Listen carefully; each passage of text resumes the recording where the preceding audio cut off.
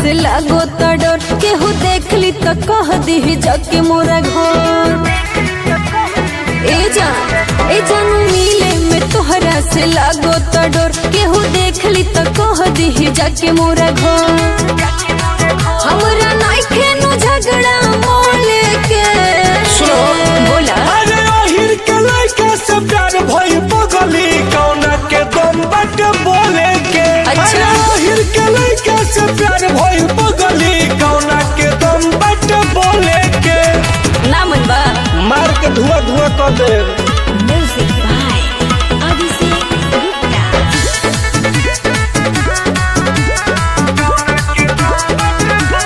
मिले कैसे आई मनवा जाला घबराई। अरे जौन बोली बीच में वो जनवो से जाई। ई का कहत रहे? अरे मिले कैसे आई मनवा जाला घबराई।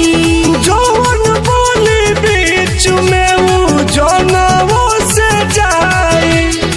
अरे जा लइका बिगड़ल बाड़े से तहरा टोले के।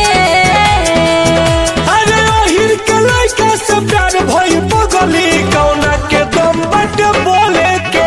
अरे ओहिर के लइका से प्यार भई पगली कौना के दम बट बोले के। उठा ले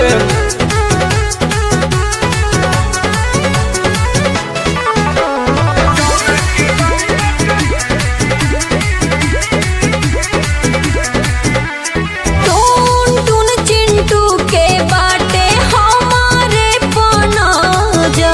अरे मिनटे में मर्डर कर देम खोखी कोनो अगर मार के फाड़ दे। होश में रहा। टून चिंटू के बाटे हमारे पनाजा। अरे मिनटे में मर्डर कर देम खोखी कोनो अगर कार्तिक महागन ना पोल खोले के। अरे ओहिर के लइका से प्यार भई पगली कौना के दम बट बोले के। अरे ओहिर के लइका से प्यार भई पगली कौना के दम बट बोले के। उठा ले